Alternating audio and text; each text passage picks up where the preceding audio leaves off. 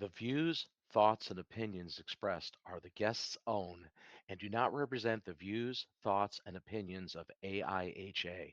AIHA does not endorse any guest or the entity that they represent.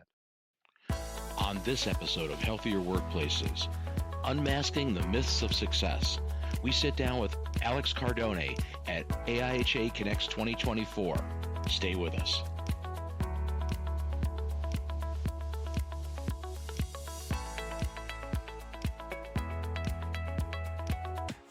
AIHA is proud to host the Occupational and Environmental Exposures of Skin to Chemicals Conference, OEESC, in 2024.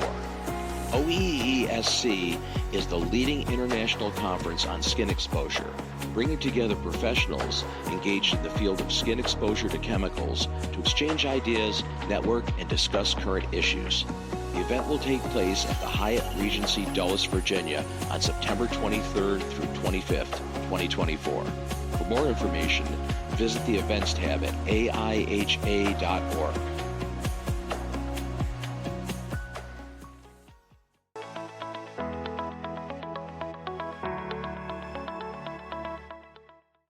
All right, we're back live from Columbus, Ohio at AIHA Connect 2024. I'm Bob Krell, host of the Healthier Workplaces show, and this is a special edition broadcast that we're going to be doing throughout the course of the expo here. So with me today, I have Alex Cardone, and interesting topic, unmasking the myths of success. Not something I would normally expect to see at a OEHS type event. So can you discuss some of the common myths, about success that you're going to address in your presentation when you do it? Yeah, no, absolutely. Thank you so much. And just like what you're saying, yeah, this is kind of an off the wall kind of thing. I think that in the profession, we're very good about getting into the data and looking at analytical methods. But whenever it comes to some of the soft skills and as well as kind of better finding motivation and purpose, that's something that we kind of lack on, as well as leadership skills. And that's why I really wanted to go into this topic, especially as well. We have so many different sources that are constantly talking at us, as far as various different social media networks, TikTok, YouTube. They're all just constantly giving us opinions on what success is. For example, you know what? I'll be successful whenever I make X amount of money, right, or whenever I accomplish this specific goal. That's whenever I knew I would make it. Whenever that's not always the case. And it goes beyond that, even just directly talking about success. We're also talking about things such as even common phrases we hear, such as fake it till you make it, as well as, you know what? You don't really succeed unless you're able to do something perfectly. And a lot of these things, they can be damaging. They can actually hurt our not only ego, our motivation, and that's where we typically find individuals, they burn out and they're not able to live up to the potential that they actually have. How do myths impact our understanding in the workplaces? I mean, I guess that's a big part of what you'll be talking about, right? Absolutely. I mean, well, we have to think about it. Besides necessarily our bed, the next place that we spend the most amount of our time collectively is our workplace. And so a heavy motivator on kind of who we are is ultimately derived and it's well grown within our work environment. And so if we don't find necessarily purpose or motivation where we're spending majority of our time, that can result in a terrible outlook on life. No matter how we slice and how we sometimes put up walls between our personal and our professional work life, they merge together. Sure. We bring ourselves home. That's and the fair. same thing, we bring our personal lives into our workplace. All these things, they're symbiotic. They work together. Yeah. So to that point, it's got to be difficult to be able to separate that, though, right? Is it not? Yeah, no, absolutely. And I would actually argue that maybe we shouldn't. Maybe we constantly should be looking at how do I want to grow personally in my own personal life? And then as well, how can I merge that with what I'm doing at work? So do you have any specific examples, of how success can be measured? And beyond financial. Obviously, you alluded to that a few minutes ago. Make it to, or fake it till you make it. But I think, especially in this country, success largely has been taught to us that you're successful when you financially are successful, and that's that doesn't seem like that's really the case. No, I personally don't believe so. I think one of the big things, I draw a lot of inspiration as well. There's this wonderful book. It's called Halftime by author Bob Buford.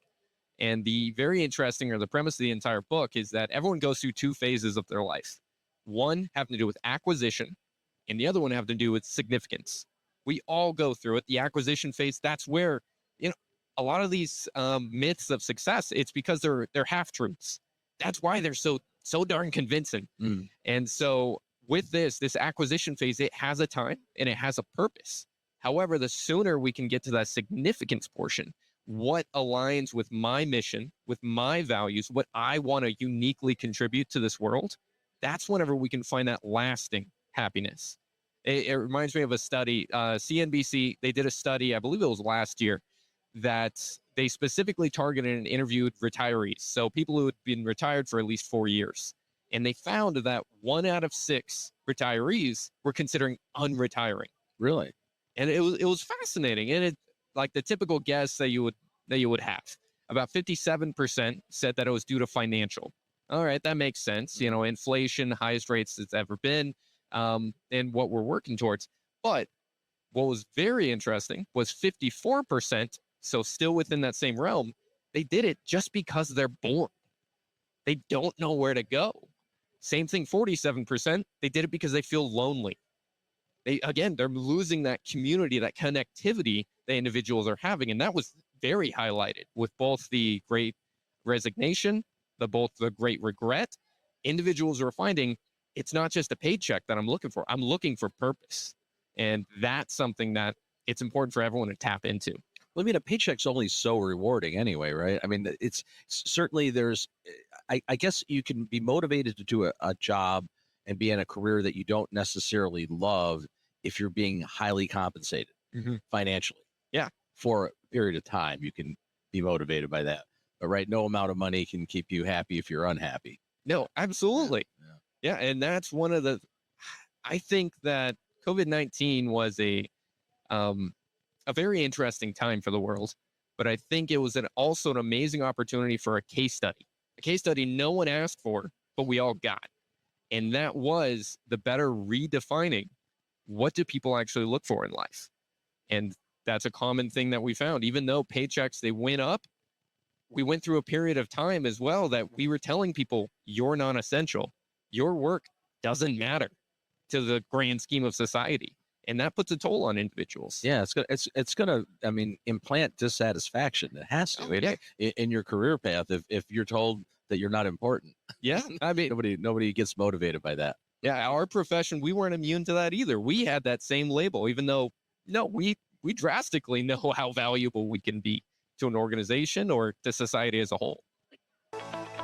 We'll be back after this. Are you ready to take your professional knowledge to the next level? Mark your calendars for PSX 2024, the event of the year for product stewardship professionals. Join us in Denver, Colorado for the opportunity to connect with industry leaders, attend cutting-edge workshops, and participate in interactive sessions that are sure to enhance your expertise and network. PSX 2024 is not just about learning. It's also about engaging with your peers and discovering innovative solutions to the challenges faced in the field of product stewardship and sustainability. Whether you're interested in the latest research, practical applications, or regulatory updates, PSX 2024 has something for everyone. Registration is now open. Take advantage of advance rates by registering before August 11th. Visit psx.org to secure your spot today.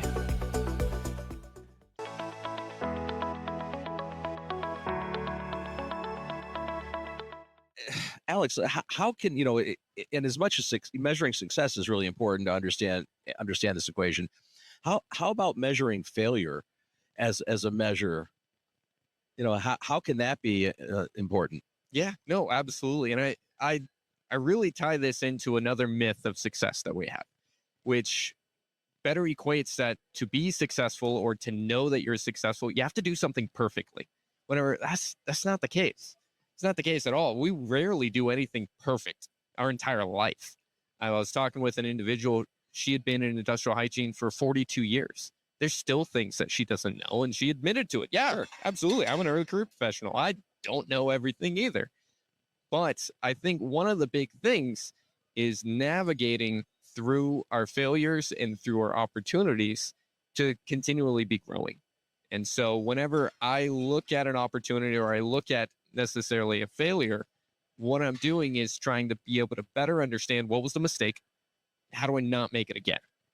Because that's as well. People think that to be successful, you can't quit. You have to keep on going. Whenever successful people, they quit all the time. Sure. They quit doing dumb stuff. Well, yeah. That's what it means to be successful, though. That kind of makes that makes sense. But it's that same opportunity. If we look at life as a constant barrage of opportunity that's around us, of course we're going to fail. But it's during those times, that's when we get wisdom. We get wisdom through a lot of pain, and those pain that comes through mistakes that we make. Yeah, and I guess this is something that you're not really told to embrace that concept, though. Really, are you? Yeah.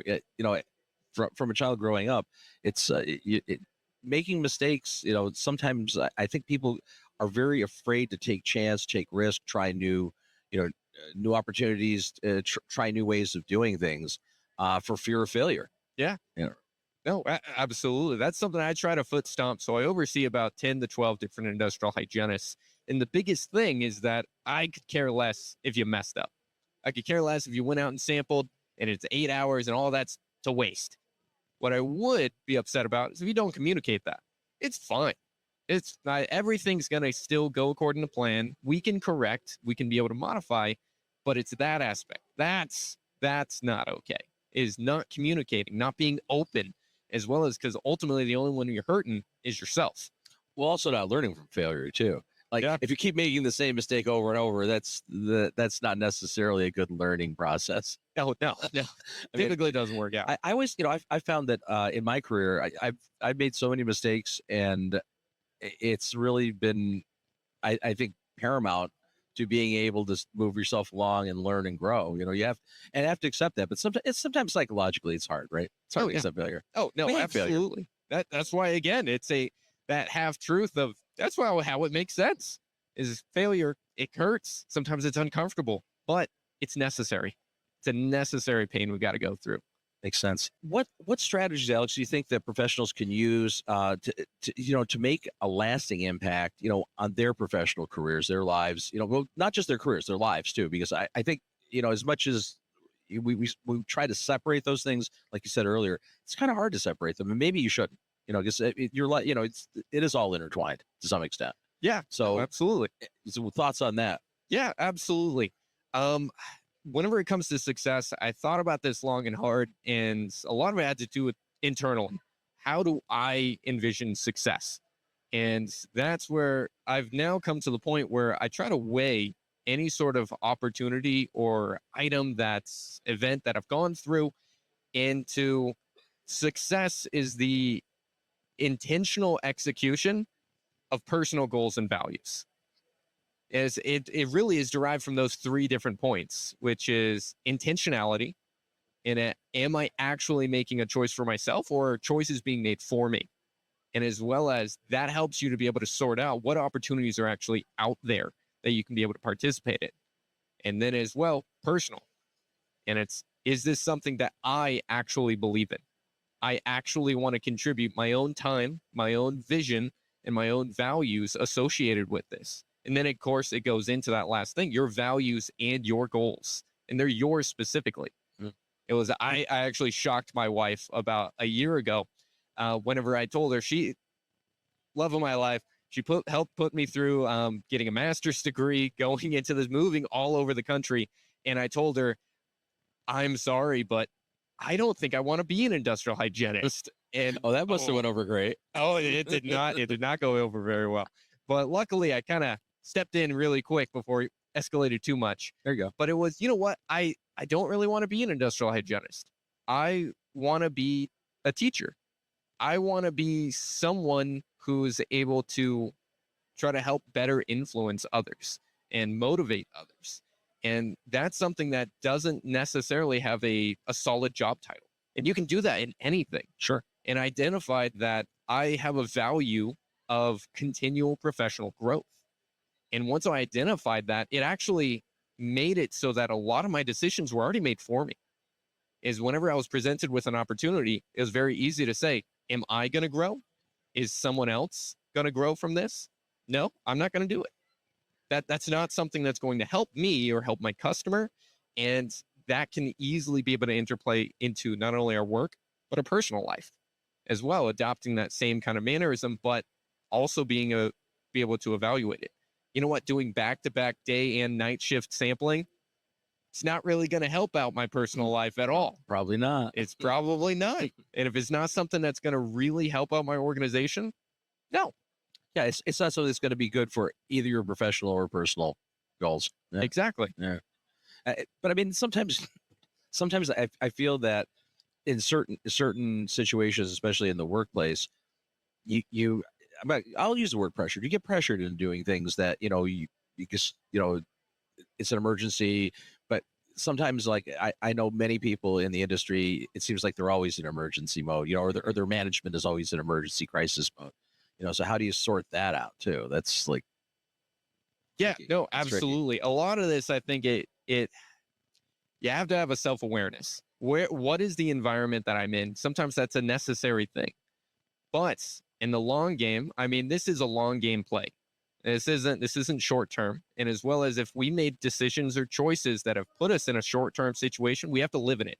We have to sit in that right now. However, the purpose of this, identifying your values and your goals, is a long-term play, because you may find out, you know what, my own values, I continually seek for peace. Mm-hmm. Whenever I'm presented an opportunity, what's going to provide me the most peace in the long term? In a situation like that, you know what, that's not for me. And it's being that brave enough, you know what, I need to step out. I'm going to find an opportunity to be able to go and to leave. And there's a lot of opportunities. Oh, that's yeah. the thing. If you feel that you don't have a choice, well, you always have a choice. Yeah, you no, really do have a choice. Yeah, yeah. If you see 3 choices and they're all bad, you don't have enough choices. You haven't really looked into it long enough. Yeah, I had a friend pull that with me because commercial project involved it, working all these hours and working like 80 hours a week, not being away from home on the road 4 or 5 days a week. And I go, yeah, I don't have a choice. And I remember we were sitting there over a beer, and he looked at me and he goes, you don't have a choice, really? He goes, really? You don't have a choice? And I'm like, okay, I have a choice. Yeah. No, absolutely. So how has the definition of success evolved in today's professional landscape? Because it's changed, right? I mean, post-pandemic. Yeah. I that maybe was a catalyst for a lot of things, right? Because it's such a catastrophic global event that really upset workplaces worldwide, right? So what's changed, and what are we looking at now? Yeah, no, absolutely. I think that one of the things that we're diving into is society as a whole is looking for that significance aspect. Is really just they're yearning for something more. As human beings, we crave significance, but we crave impact and we crave meaning. Mm-hmm. And by default, we crave success. We want to make sure that we have contributed to something that's bigger than us as well, which I think it's not a new concept, but I think it's a more reinforced concept now. There's a lot of things, whether you like it or whether you don't, society moves in whatever direction it's going to move. But especially so I'm affiliated with the Department of Defense at a Air Force base in Utah. And the biggest thing that we see individuals that have the stereotypical military mindset is go and do. You're going to do this day. That's it. No question, no thinking whatsoever. And you still see some of that as well. And it's those individuals that are fairly limited in both their capacity and their growth on really any sort of topic. But it's self-limiting. Yeah. Oh, absolutely. It could also be fostered by, the whole environment too. Yeah. But I mean, some of it is very self-limiting. Oh, absolutely. It's individuals where, again, I feel that it's been inherently a culture of, again, go and do this one thing. You don't need to think on this. We're approaching more of a society where, no, we all need to think, and you all need to have an opinion. Sometimes those opinions are not right. at all, or at least Yeah. I perceive.